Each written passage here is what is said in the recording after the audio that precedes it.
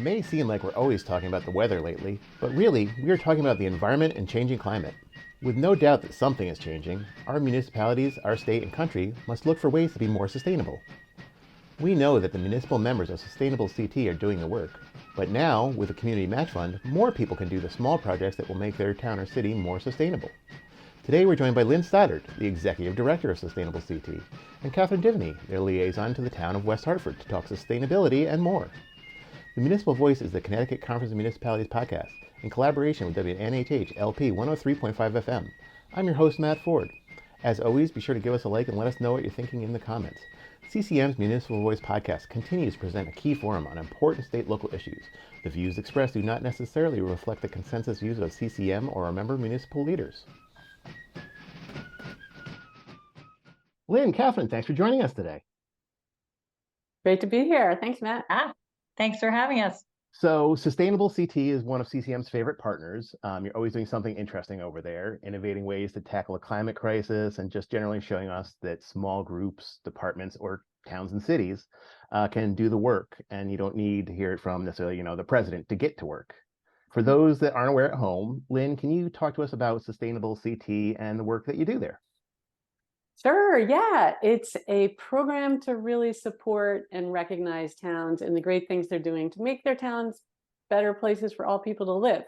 So we created it in partnership with Sustainable CT with input from basically all 169 towns across the state about 7 or 8 years ago. And it's a list of best practices. So things that these towns said were important to make your town a great place to live. It's partners to help towns and us to help towns implement those practices, and then certification. So we recognize that towns they can submit for certification. They've completed certain actions in different categories, and that's awesome. We want to applaud them for it and give them visibility. And I'll just mention quickly that sustainability in our program is defined very broadly. If you think about a town you've been to and what made it great, it was, yes, the environmental stuff, maybe beautiful landscapes, land stewardship, recycling, renewable energy. It was also other things that make it a great place for everyone, like you're feeling welcome and included. There's affordable housing ranges. There's programs in that stimulate arts and culture and a sense of who the community is. So we cover that broad range of actions, and it's a great holistic definition of sustainability. Yeah. Yep. That's interesting. And you say that a lot of the policies and all the ideas came from the towns originally to start with. So it wasn't coming from somewhere else. It was coming from the towns. Yeah, we had, a bunch of people, 10 work groups or whatever it was, sitting around saying, what are the things that make a town great? And then, little dot voting on walls and stuff pre-COVID to decide what should be in the program. And then we, of course, expand and modify the actions, bring in more best practices over time. So for example, we've always had renewable energy in there. Now that there are incentives for battery storage for solar, that's part of the roadmap, something towns can access easily related to state policy and programs that are available. Yeah, and I'll just say one question that often comes up that was part of the original design of the program, and you at CCM are acutely aware of this, is that towns are different across the state, and this program must be something that works for all towns. So we're really proud that we have a dozen towns certified of our smallest towns, under 5,000. Canaan is the smallest town in the state that's bronze certified. Population's around 1,000 people, as well as the largest cities. So New Haven's silver certified and climate leader, and Hartford certified. So, and all the towns in between that range. So applies to everyone. 131 of our 169 towns are participating. From the small towns to the biggest towns, and some in between. And one in between, of course, is West Hartford. And Catherine, you are the liaison to Sustainable CT for the town of West Hartford. Can you tell us what you do and what your relationship is with Sustainable CT and how you work with them in general before we talk about a community match fund, which is a new exciting program? Yeah, sure. So actually my official day-to-day job for the town is actually energy specialist. So Okay. I really do energy efficiency projects, renewable energy projects for the town. I track all the town's utility bills for the schools and the Board of Ed.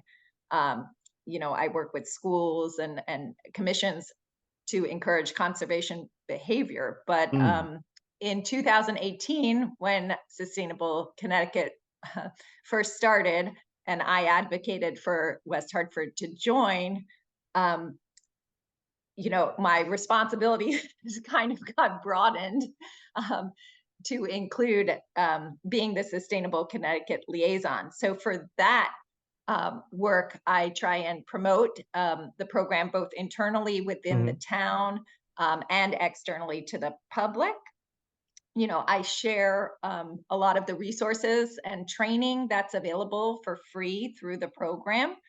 And I also usually West Hartford's kind of on a 3-year, the kind of 3-year standard cycle. I help shepherd the town's application, certification application through the whole process, which kind of involves promoting it, making sure, tracking all the actions and points that we're completing, working with directors and town staff to complete actions and document those points and submit the application. I also think that over the years, West Hartford has been a big participant, as Lynn mentioned, in helping shape the program. We tend to offer a lot of feedback and participate in a lot of the more program shaping discussions as well. So you're very active participants. And have you achieved certification at this point? We have. The first year of the program was available in 2018. We became bronze certified in the first year. Again, 3 years later, and within the program, your certification is good for 3 years, and it's a big endeavor, kind of putting together a certification application for many towns where staff are doing their day-to-day jobs as well. So in 2021, we became silver certified. In 2022, we went for the climate leader designation, and then we'll be looking at applying for gold certification next year. Very exciting. Another exciting development coming out of Sustainable CT is the Community Match Fund. It feels like more sustainability projects have come out of this one area than might expect for such a small state. Nearly $2 million crowdfunded, over 1.6 million matched, 300 projects, and 18,000 patrons. That's a huge success by any measure. Lynn, tell us how this started and how some of the readers digest basics of the whole idea. Yeah, I'd love to. So we thought a lot about how to support towns with money, with grant funding to implement sustainability practices. And I actually sat on a grant panel from another state with a similar program, with a traditional grants program, which we all know, someone says we have money for this, the town then puts together an application, then it takes months and there's a review panel, and then you find out, you got it or you didn't, or you got it less than you applied for. Okay. Equity is a really strong foundation of our program. It's always been the only required action for certification. Otherwise, towns have a choice of actions. And so we said, what does giving money for town sustainability projects look like from an equity lens? And what we came upon was this partnership with a crowdfunding program. So essentially we say, hey, Matt, like what's going on in your community? What's your dream for something you want to have happen? And you might say, there's like this vacant lot that like, I think if we could get permission to grow food on it and anyone who wanted to in the neighborhood. And we say, wow, that's great. That aligns with our values and Sustainable CT. We're going to set you up on our crowdfunding platform, give you a crowdfunding coach.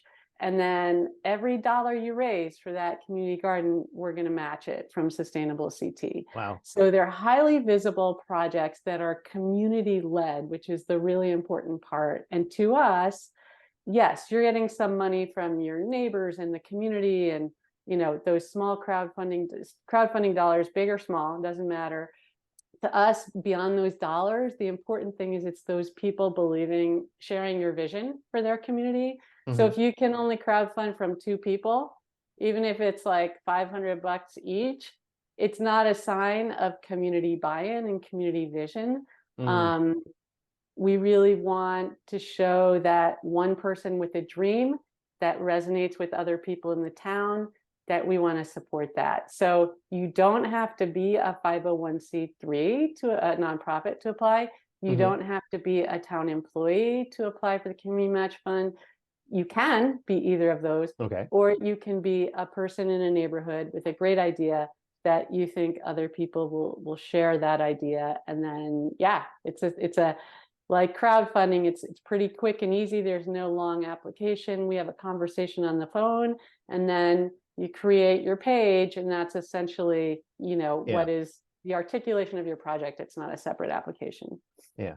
And is the ease perhaps as compared to traditional part of that equity, like removing some barriers that smaller towns that don't have departments or a separate person to Right. do this might have?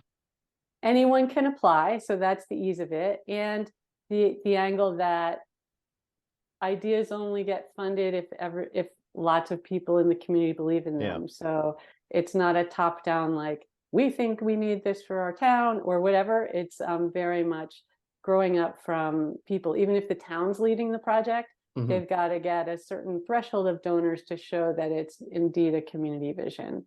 And with all these interesting stories and projects going on, Connecticut Public Media is featuring a lot of these stories. Can you tell us about how that came about?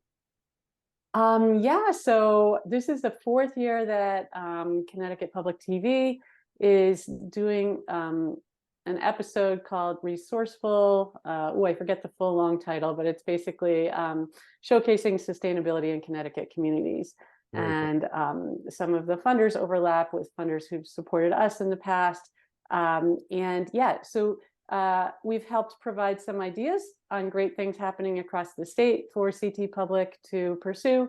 And of That's course, very they cool. have full editorial license, but it ends up that it's been great because they're showcasing a lot of these great projects that are led through our community match fund or the certification program, because all of these things are things we want people to understand and recognize and repeat and replicate across the state. So that will be airing on October 7th at 7 p.m. And what is the impact of crowdfunding? Does that bring the community together in support of these projects? It's visibility in the community Yeah. that someone wants to do this thing, and it's also buy-in. So, like I said, it It's can the be very old money small where your mouth is donations. sort of Yeah, and money where your idea. mouth is. Many of the people end up volunteering in the project. And yeah, I mean, these are things like I mentioned, community gardens. We're having a lot of projects because we actually did a little extra promotion on projects that deal with food waste and Hmm. organic waste, which, as we all know, is virtually a crisis in Connecticut. Yeah. Our waste is being shipped out of state for the first time in many, many years, in Hmm. a bulk of our waste.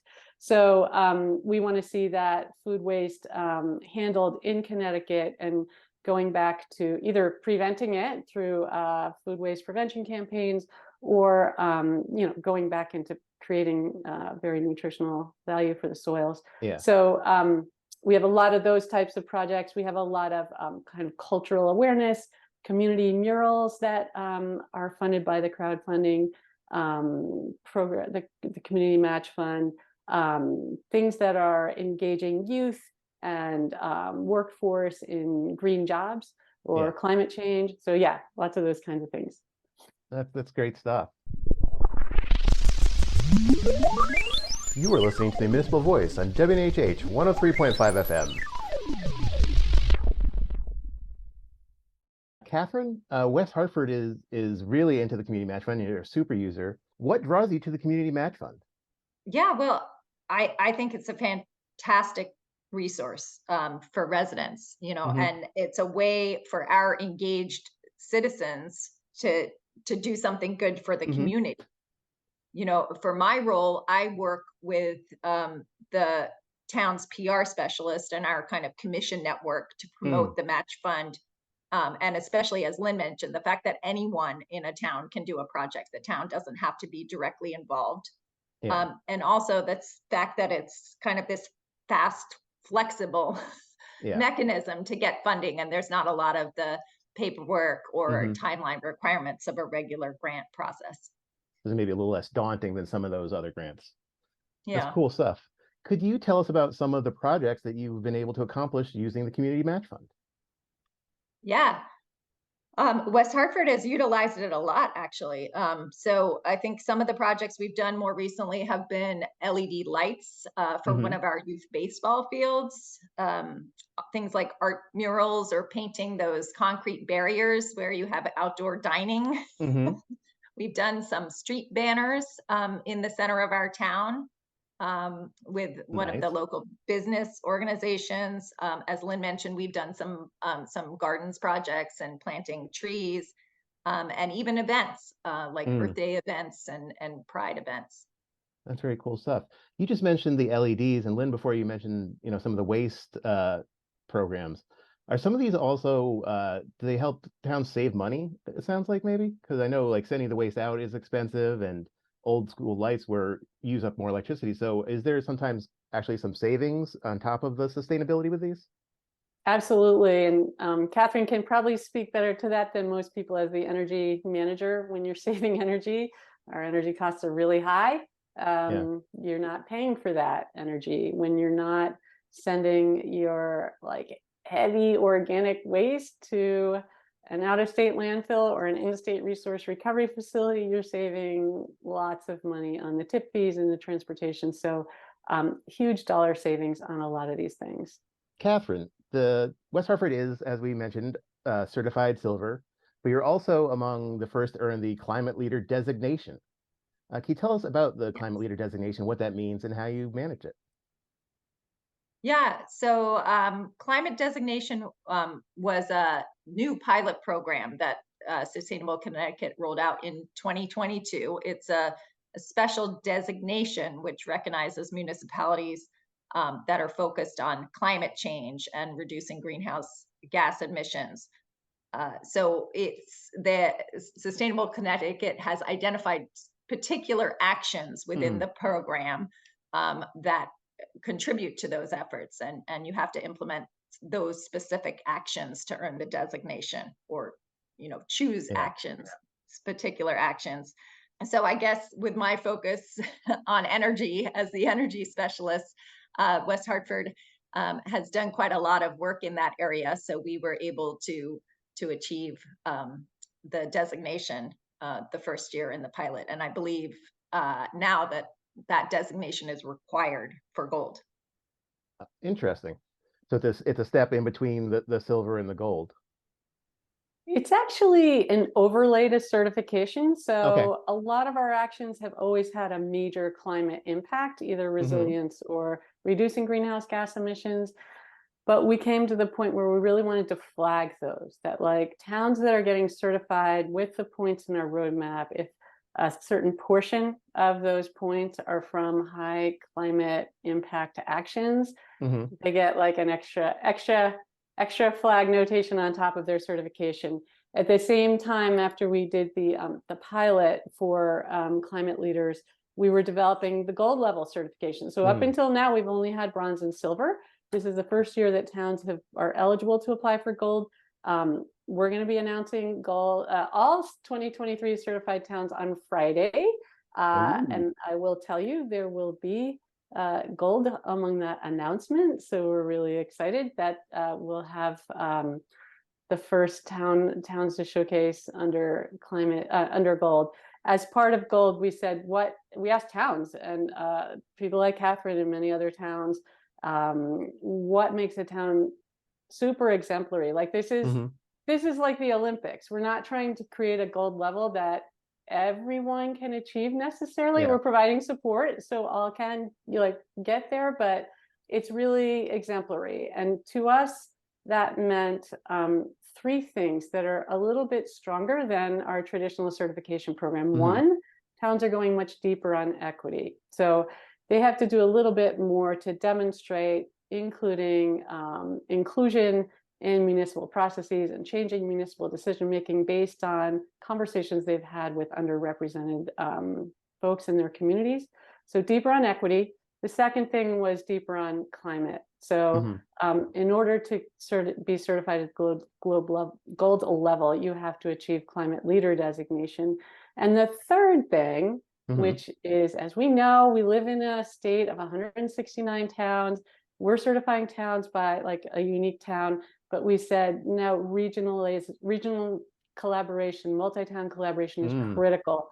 So the third element of gold, of this exemplary thing, besides equity and climate leaders, is that you're actually leading an initiative with other towns Mhm. that's new.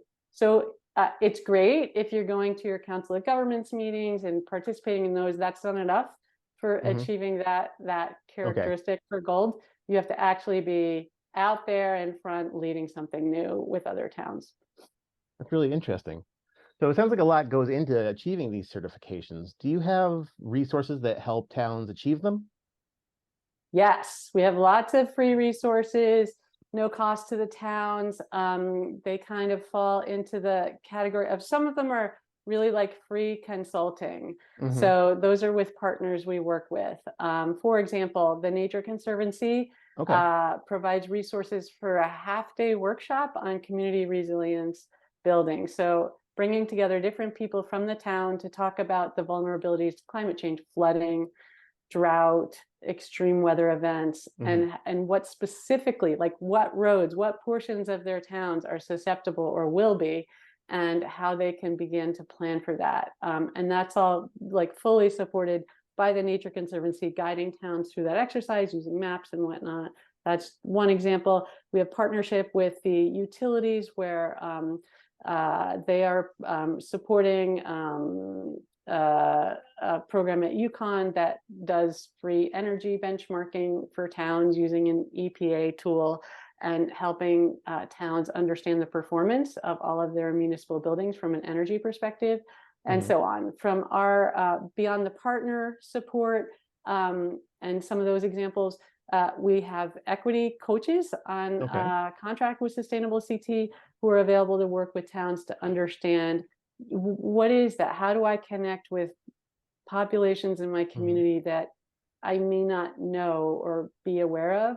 And how do I begin to listen and have a conversation so that those people can help impact town decision making and town programming?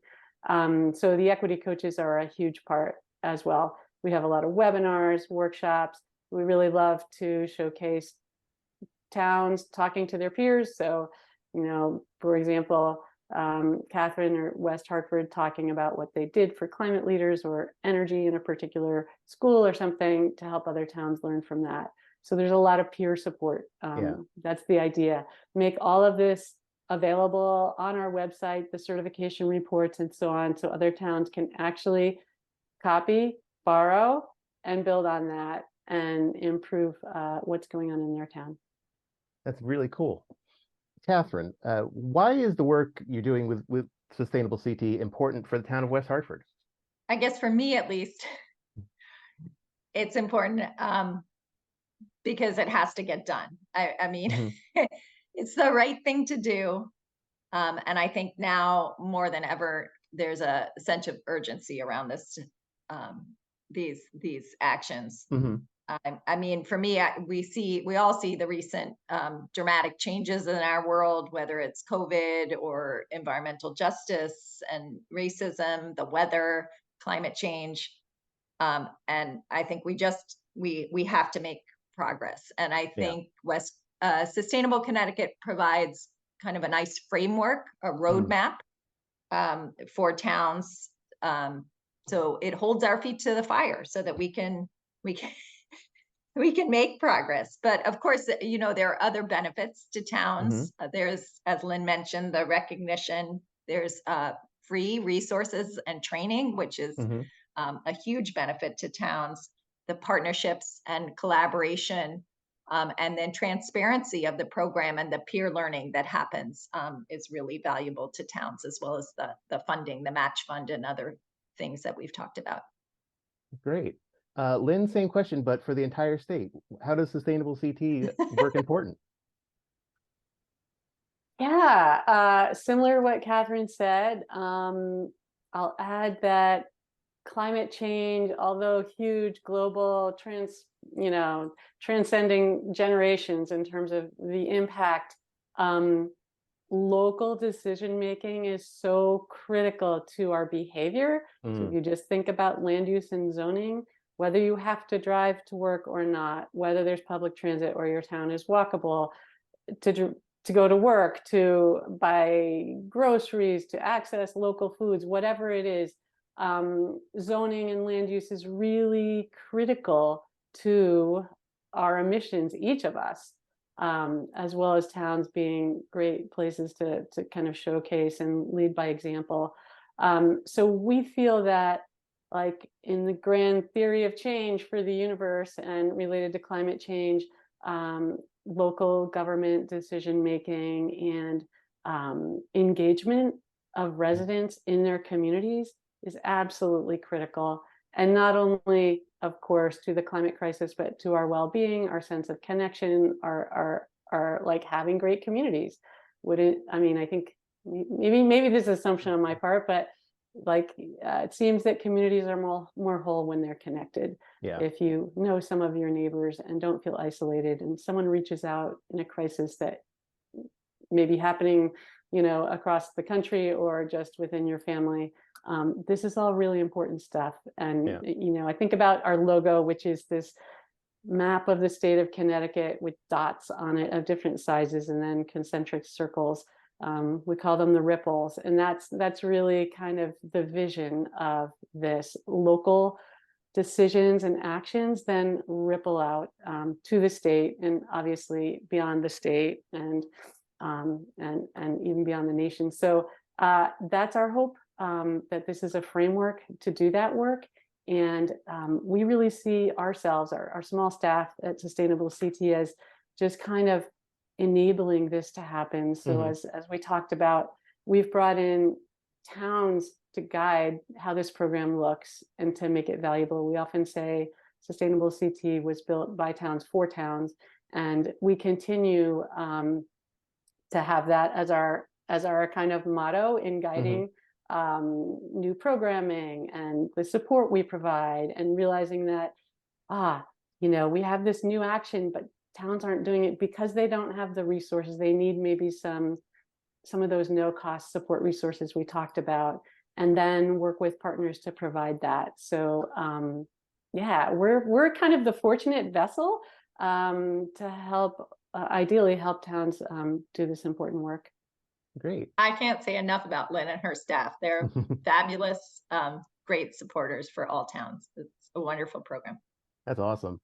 And kind of a final question. This is going to be for both of you, but we'll start with Catherine. We talk about the climate crisis and some of these other things that are problems that we're trying to fix. But for you, are you optimistic about your work? Are you optimistic about the future for West Hartford? So I'll have to say, some days yes, some days no. Okay. And I think the most frustrating thing for me is when politics gets in the way. Not only at the federal level, but at the local level as well. I think it affects the leadership and the funding, and it gets in the way of what I hope people know is the right thing to do. Great. Lynn, how about you? Are you feeling optimistic about the future for Connecticut? I am. This work helps me maintain that optimism, because we're looking for the great things that towns are doing. There's a lot to complain about. I often say we're the yay-sayers, not the naysayers. We can all find things that we're frustrated with about our towns or our country, but let's really hear those brilliant stories of optimism. The Community Match Fund is a great example of that. Like, just people changing their neighborhoods, like one person at a time who has an idea. Let's lift those visions. Let's tell those stories. Let's share those out. I mean, the climate crisis is incredibly daunting.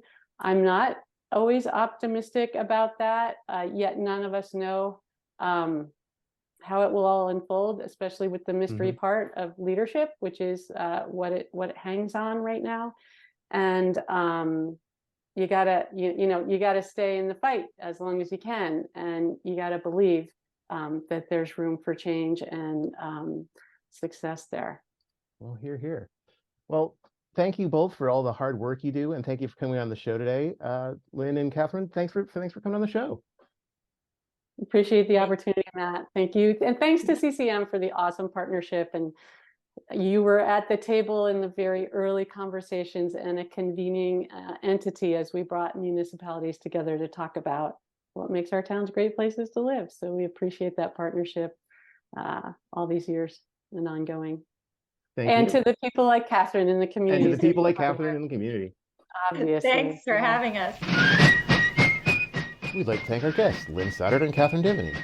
We'd like to thank our sponsors at Gateway Community College and Housatonic Community College. Learn more at gatewayct.edu and housatonic.edu. The Municipal Voice is a co-production by CCM and WNHH 103.5 FM. Christopher Gilson is our producer, Harry Draws on the boards, and I'm Matt Ford, your host. Be sure to check out our Facebook page and give us a like, and watch out for our CCM chat series on the YouTube page.